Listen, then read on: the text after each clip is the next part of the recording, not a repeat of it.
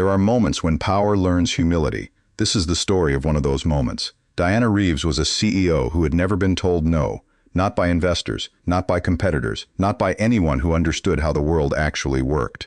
Until she met a man who packed his daughter's lunch every morning and cut the crusts off her sandwiches because she didn't like them.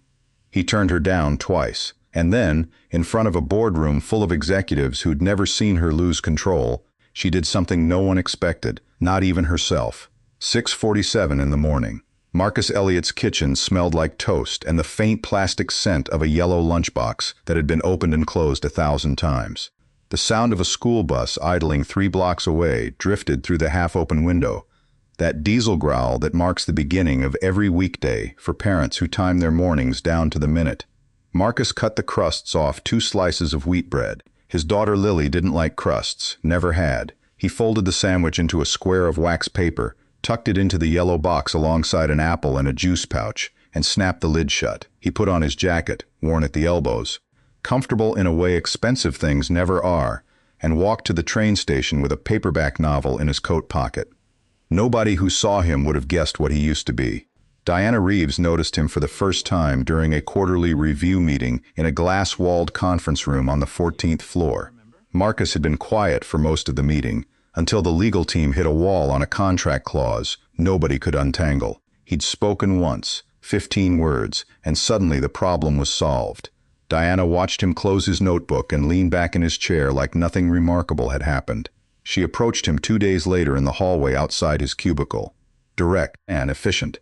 "Dinner," she said, "Thursday. My assistant will send you the details." Marcus looked at her, not down, not away, and paused for exactly 3 seconds. "I have dinner with my daughter on Thursdays," he said. "It's a rule I don't break." Diana smiled. She thought he was nervous. She thought he'd change his mind. She was wrong on both counts. That night, Diana sat in her corner office, with a view of the city she'd conquered one contract at a time. There was a coffee cup on her desk, half empty, cold for over an hour, and a stack of reports she hadn't touched. She kept thinking about the way Marcus had said no, not apologetically, not with explanation, just no. It bothered her more than it should have. Diana Reeves didn't get told no. People asked her for dinners, for meetings, for 5 minutes of her time. She'd built an entire career on reading people, on knowing what they wanted before they knew it themselves. And this man, this quiet, unremarkable man in a worn jacket, had looked at her like she was offering him something he didn't need, so she made a call. Quiet, efficient. His promotion was put on hold. No official reason, no documentation, just delayed. When she approached him again 2 weeks later, she was more direct. "I'm the CEO of this company," she said. "People don't usually turn me down." Marcus listened, then nodded. "I know," he said, "and I respect your position, but my answer is the same." There was something in his voice she couldn't place. Not defiance, not fear, something else. The crisis came on a Tuesday, a contract dispute that could cost the company $8 million if it went to court. Diana's best legal team had been working on it for 3 days and were nowhere close to a solution. That's when HR pulled an old personnel file and put it on her desk. Marcus Elliott. Employee ID 4729. Current position, junior legal analyst. Previous employment, senior partner, Hathaway and Crane LL, New York. Diana stopped reading, looked at the name again. Hathaway and Crane was one of the top 3 corporate law firms in the country. Senior partners there didn't leave for junior analyst positions. They didn't leave at all unless something catastrophic happened. She kept reading. Resignation date 4 years ago. Reason listed, personal circumstances. There was a note in the margin handwritten by the HR director who'd processed his application. Voluntarily took 80% pay cut. Referenced family obligation. Did not elaborate. Hired him anyway. Credentials were exceptional. Diana pulled up his case history from his previous firm. She saw his name attached to landmark settlements. Boardroom negotiations most attorneys only dreamed of. And then she understood. The worn jacket wasn't about money. The quiet demeanor wasn't about confidence. It was about choice. He had walked away from everything she had spent her entire life building, and he'd done it without hesitation.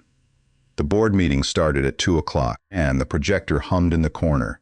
Someone's pen tapped against the mahogany table in a rhythm that matched no one's heartbeat.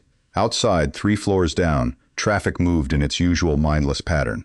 Diana stood at the head of the table and did something she had never done in 15 years as CEO. She gave credit, publicly, specifically. The solution to our contract dispute came from Marcus Elliott, she said, looking directly at him. He saw what the rest of us missed, and he saved this company $8 million with a strategy most of our legal team didn't even consider. The room went silent.